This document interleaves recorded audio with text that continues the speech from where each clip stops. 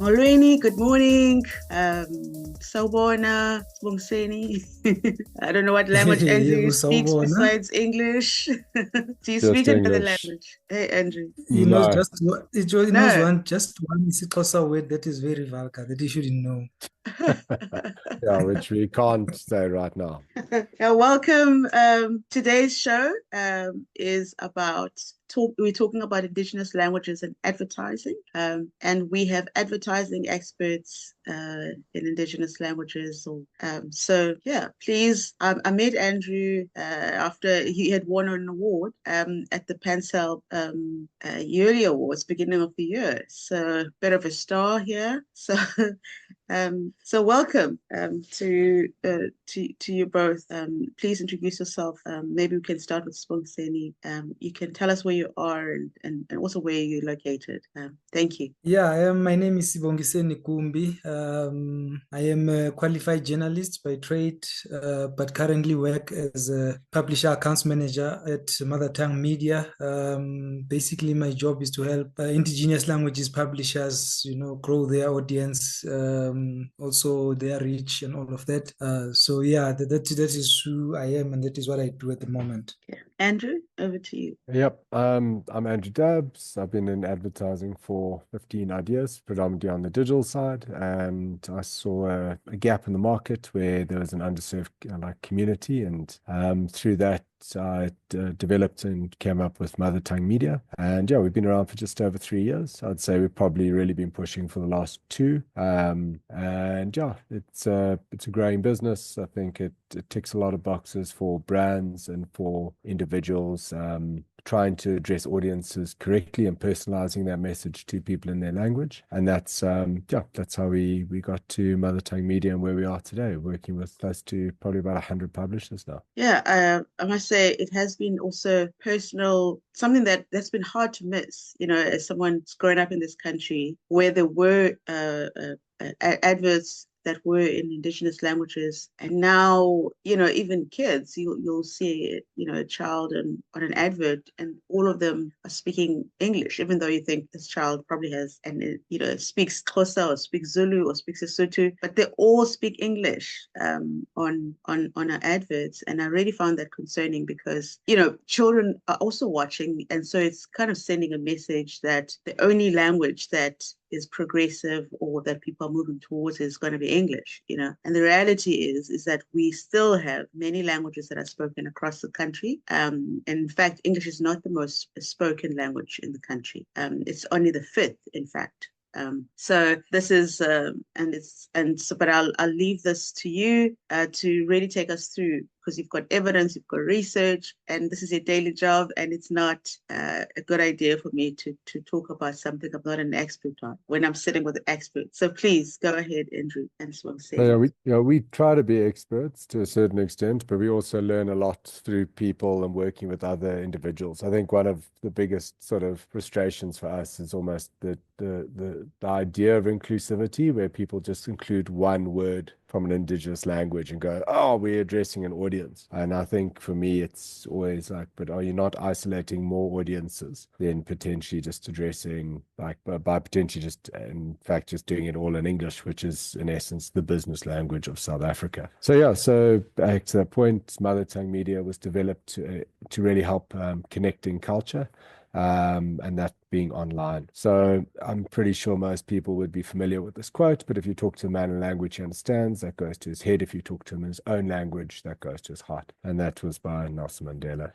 To your point already, which you raised, 91% of South Africans use a language other than English at home. And really this, we believe, should come through a bit more stronger in the online space, which we don't really have that sort of diversity and inclusivity before with Mother Tongue Media was conceptualized and has come to the forefront in driving this agenda. So from a traditional perspective, the most popular shows on paid and free-to-air television are all Indigenous language skewed. The most popular radio stations as well, Indigenous language skewed, and the most popular newspapers as well. So it really makes a strong case for how do we actually bring this forward and also help Would us. you have stats, perhaps? Let's see what the most popular shows would you? Because it's interesting Yeah, because they actually all go with the most, the biggest languages actually in the country, so it makes sense. yeah, so they definitely go towards the biggest language, but this stuff very freely available. If you just type in like Rams and TAMS research, you Okay. get most popular shows by ratings. All right. For me, one of the most interesting parts is like, of course, FM is one of the largest stations globally. But if you consider like advertising splits, like if you just consider radio, they get 17, they're the 17th highest in ad spend on radio, but they're the number one in reach by a country mile. And it's just sort of that perception, I think, which people really are struggling to sort of it's just that perception that sort of an indigenous language Zulu audience wouldn't have as much spend potential as a couple of people based in Gauteng, which I truly cannot see that happening. Does that make sense? Yes. Yeah. So it's one of those things. So even if you are the biggest, you potentially aren't actually even nearly supported to that level that you should be. And why is that?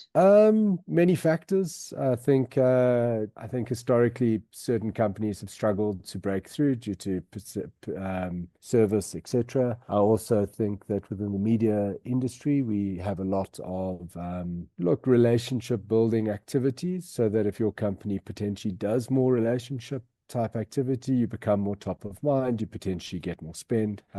So yeah, there's a lot of sort of factors that go into it, but it literally comes down to the ease of someone trying to do their job, and how they can get that across the line. All right. Yeah. So what we end up looking at is delivering personalized impact within a cookieless environment. No, the cookie is staying, but the cookie probably hasn't actually been that relevant for a very long time.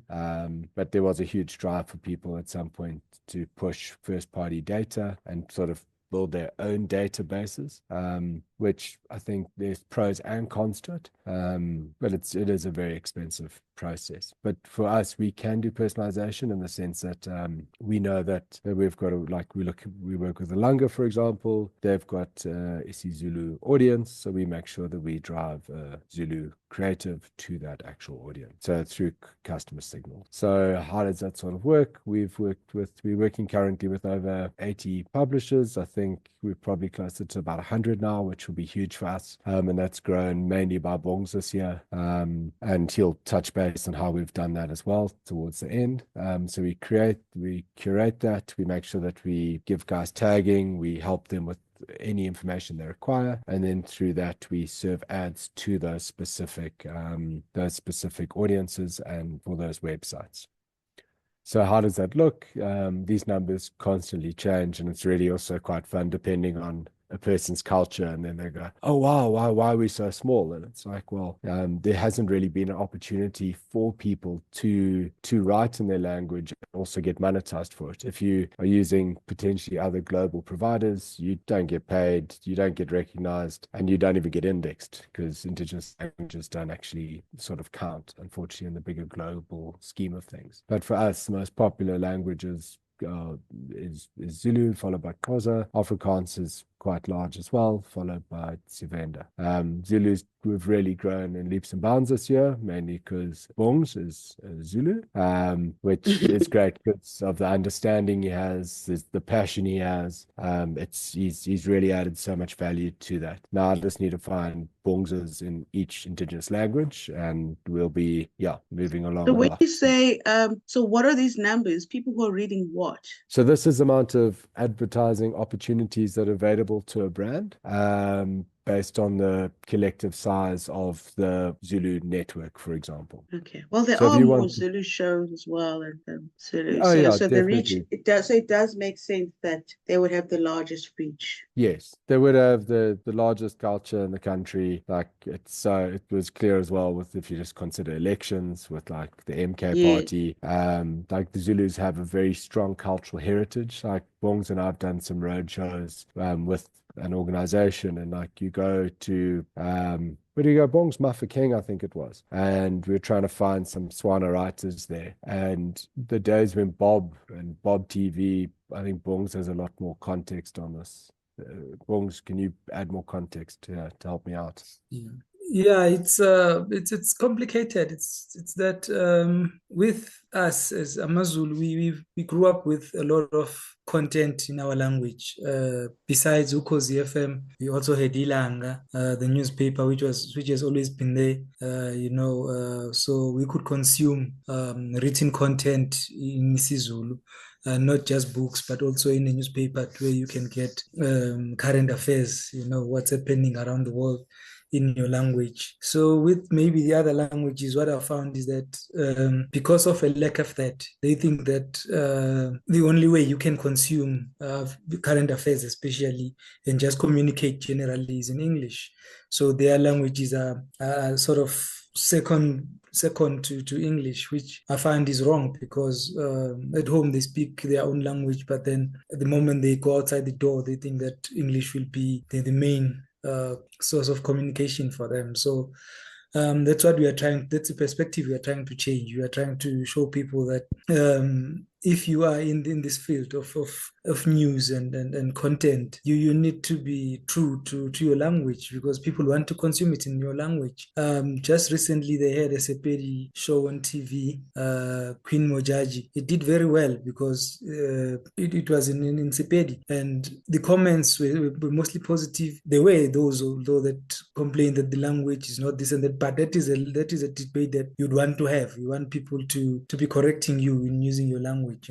That means that they are interested. They know the language, but they just didn't have that sense that they need to really push their language, to cherish it and just use it every day. And in spaces of communication in every way, in spaces where they consume content, they need to push for it to be in their language. That is why we find that even our Sepedi websites are growing gradually. One of our publishers in Sepedi was just telling me that she's getting a lot of positive feedback on Twitter because people are saying, wow, this is the first time we see our current affairs written in our language. This is a great idea. This is a great initiative. And so we're hoping that it's going to grow even further. Hopefully you'll share all of those with me as well, so I can share them on our platform so that more people know about them.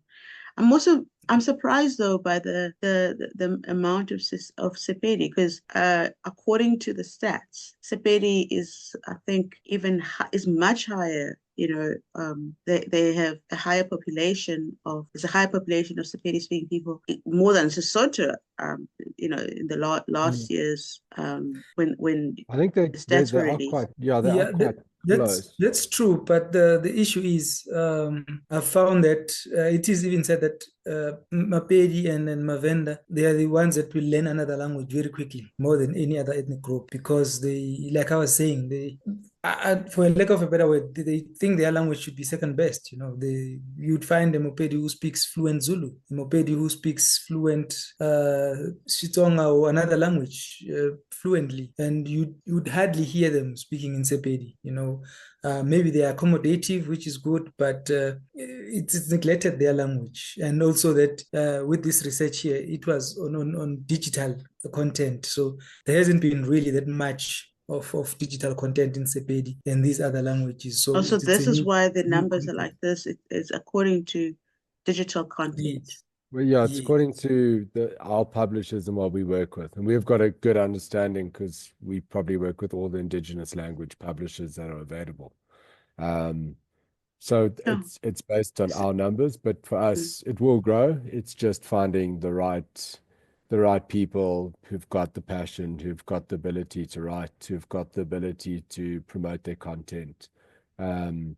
Yeah, it's a process, right? If it's an underserviced industry for 30 years, it will take time to. So you to also change. have Isindebele content, because I see you've got, it's quite significant, Yeah. We have all the languages. Isindebele will just at the moment is stalled because the people we found are not really working as hard as we thought they would, or we hope they would. But we are still looking for other people, which is why we are hoping that organizations like yourselves can maybe help us to find those people who want to publish, current affairs and whatever they want to, the content they have in their language, so that we can grow from here, because we believe that there's a lot of people who Mapedis who want to read in their language. It's just that they don't know that there's content out there or there's no content out there. So we are just putting it out there now, and we are hoping that they will find it and then just embrace it and keep working on it and just grow it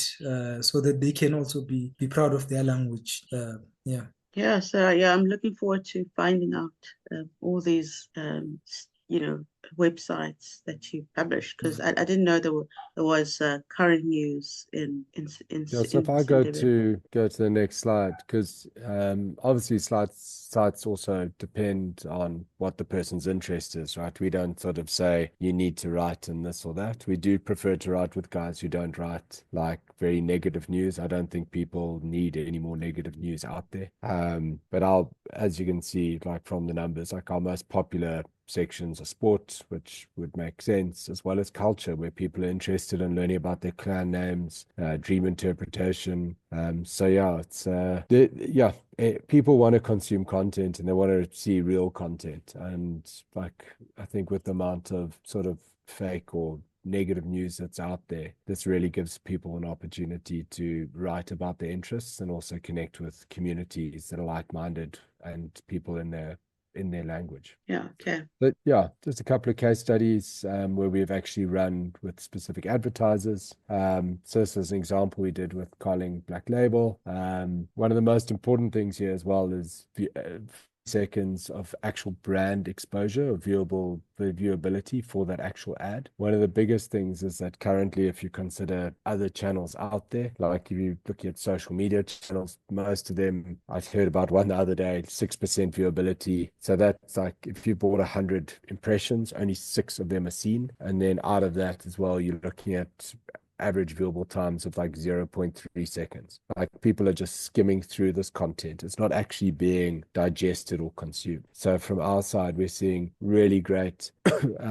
engagement rates, click rates, a lot of brand exposure, and we also run for 100% viewability. That's our business model with our publishers, because we don't believe that people should pay for ads that haven't been seen. So it's really just You trying don't to make believe sure that people should pay for ads and that have never been seen.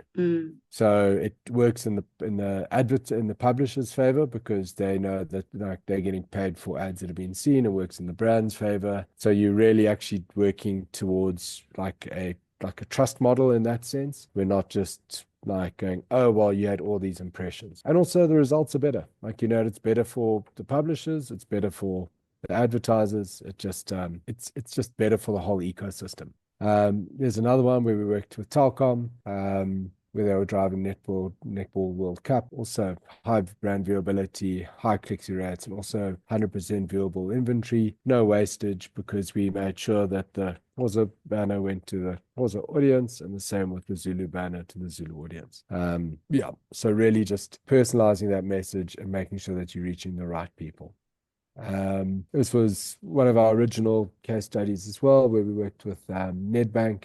We haven't worked with them for a while. Hopefully we'll get a bit more pull from them next year, but huge click-through rates where people were engaging with this creative. One of our publishers at the time, they took the advertorial and put it into their paper. So one of the first times I've ever seen people embrace it the other way around, and also just due to the fact that it was a relevant message for his audience, like it was able to be extended into his actual print publication. And then I'm not sure if you can hear the sound, but it's always a bit loud on my side. can't Just waiting hear for it. it to finish. Yeah, we can't hear. It finished. There we go. Sorry, it takes about Oh, you guys 13 did that. Yeah, so we worked with them, and it just when they're launching Mzansi Wetu, they're looking for a Xhosa and a Zulu audience. So because of that, we were a good fit for them instead of just going on other channels and hoping you're gonna reach a Zulu or a Xhosa speaker, right? So yeah, results are really good. People viewed the creative for quite a long time. We It's just channel 163, right? I've got no idea, to be I honest. think so, yeah. Yeah, Bongs is my guy, you'll know. But we also just had one now for Cadbury's, you would see on our social page, where like a lot of advertising now is forced views. While this was an in-stream video, and the amount of people who finished it was just fantastic. Like they actually wanted to consume the content because it was relevant. And I think that's sort of the biggest point, is how do you actually address an audience? Because so often we're really in the situation where like guys are trying to buy the cheapest inventory, and it's like one of those things. You don't walk into Ferrari and say, or Land Rover, and say, I want this for cheaper. They say, cool, go somewhere else. And then you get what you get, right? So it's the same thing. Like you need to focus on how do you reach that audience. And TV, out of home, all these guys, they say what the cost is and people pay. On digital, for some reason, we've got into this horrible habit of trying to undercut. And then unfortunately what happens is the publishers, content creators, they don't get paid at all. So how do you end up in a situation where you can build a sustainable ecosystem with value and trust when people are just trying to buy cheap? So yeah, why work with us? From a publisher perspective, also I guess from an advertiser perspective, if guys listen to this, but we're driving 100% responsible media, driving inclusivity and diversity online.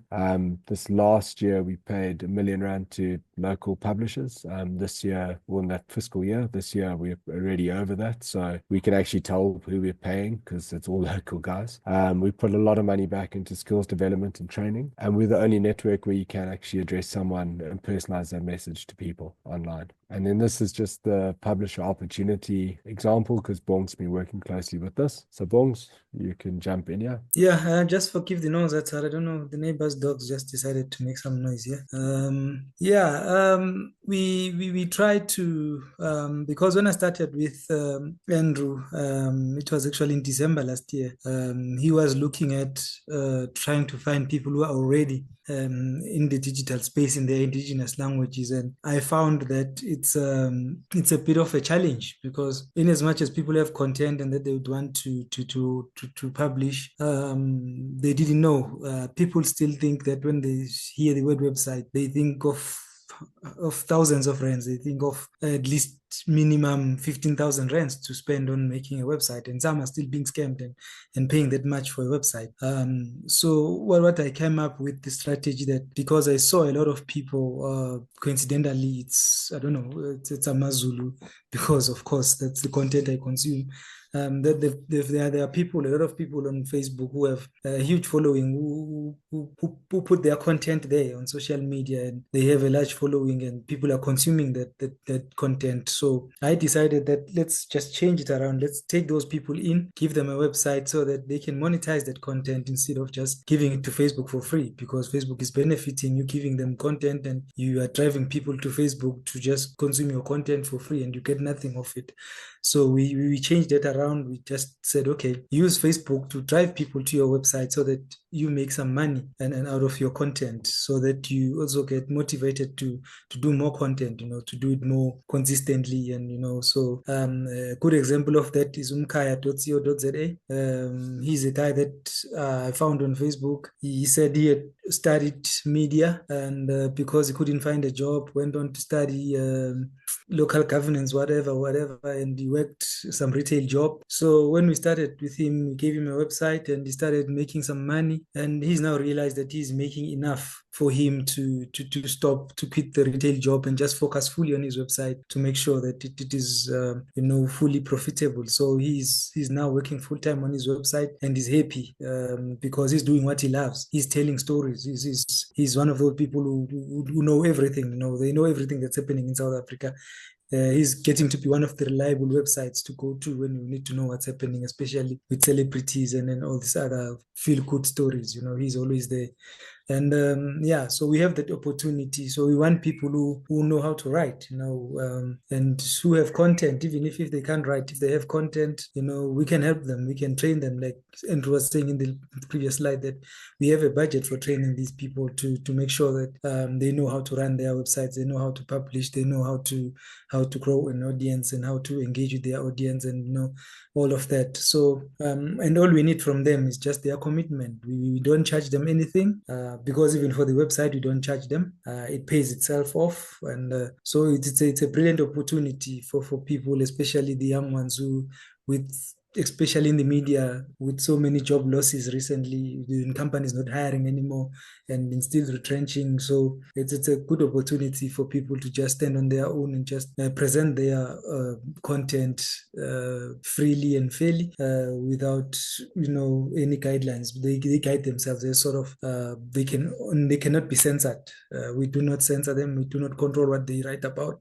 We only just want them to work, and then we put our ads on their websites to make sure that they make money out of their content. Thank you. Oh, thank you. So people can just contact you. And so have you tried to reach out maybe to, because I'm just thinking that in journalism schools, that's probably one of the also easier places to access, if there's like a different, a shortage of languages.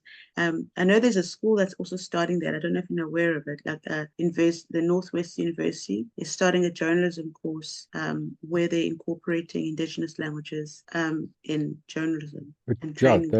that'd be fantastic. We presented to UNISA this year. We presented Bongs. Who did you chat to? We presented University of Pretoria. Bongs chatted to someone this week. University of Western Cape yesterday on Wednesday. Yeah. Yeah. So yeah, we are trying with the universities now, because I think there's a lot of skilled individuals who are going to come out and going to potentially struggle. You know what it's like. We all know what it's like when you get out. Everybody wants someone with 5 years experience and exactly. But how do you get experience? So it's how do we give people a platform and an opportunity, especially if they're trained? And it really is how long's a piece of string, right? If you're committed, like Bongs likes to refer to it as a child, like you have to go check on it every 2 hours, maybe 3, depending on how much of a parent you are. And yeah, if you like, it's if you consider, like, unfortunately what happened, well, one of the mentalities is that if it's a Zulu site, you're only talking to guys in KwaZulu-Natal. If it's a Xhosa site, you're only speaking to the guys in the Eastern Cape. Like, guys move.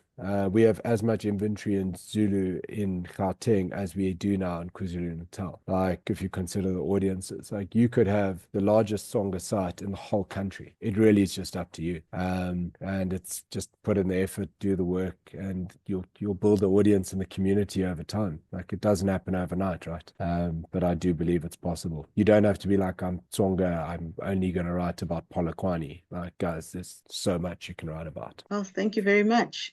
Is this where we can land it, or do you have one last thing to share? That's it. There's some contact details if anyone wants it. And if, I just thank you very much for the opportunity and the time, as always. It's, I always appreciate our conversations and discussions. And yeah, glad Bongs could join, because yeah, he is the man behind the network development. So yeah. Well done. Bongs, congratulations for your work. I'm looking forward to all the different languages also, just so that people on our page can see what people are doing in their languages and get inspired to do the same for themselves in their various languages and the different topics. So thank you so much. I really appreciate it. But one last question that I'd like to ask, that you would like to kind of end this with, is maybe to both of you, if you could say to someone, let's say someone's saying, well, these languages are dying. Why on earth would you want to do this? Why are you doing it, and why do you want people to do it? I'll go first. Our languages are not dying. We are the ones that are thinking that they're dying. People want to consume content in their language. I'm sure you've seen I'll just make an example of the Zulus, there's this new culture of Upinga that was brought on by Umaskandi, which is currently one of the most successful music genres in the country. Their songs hit millions of views. Just one of them is releasing today, and I'm sure by the end of the day, the views on YouTube will be over 1 million. That's how big it is, because they took pride in what they do in their language. And if we all took pride, we'll realize that the languages are not dying. It's just us that think that, because we are a few group of people that speak this language, then we need to accommodate other people. Yes, that is true. We need to accommodate other people, but let us also not let our languages die while we're doing that. Thank you so much, Sibongiseni. Yeah. Any word from you, Andrew? I think to the presentation, 91% of the country can't be wrong. Like, these languages are important. They need to be preserved. We need to provide opportunities. And I remember hearing a story once about everyone who went to America, the Italians and all these cultures that went there sort of about 100 years ago, and they decided that they wouldn't teach their children to speak Italian as their language because they wanted them to have job opportunities and speak American, I guess, or English it is. But what ended up happening is the next generation, they were Italian American and they lost their identity. And now all they want to do is understand their own language and their own culture. Fortunately for them, they've got a whole country that writes in their language and has that information. For us as South Africans, we need to do the same for ourselves. We don't want to lose a culture, lose an opportunity. And yes, a culture or language dies like every week in the world. If we don't take it seriously, we'll be there sometime soon. Except the Zulus, I've learned they will definitely never get there.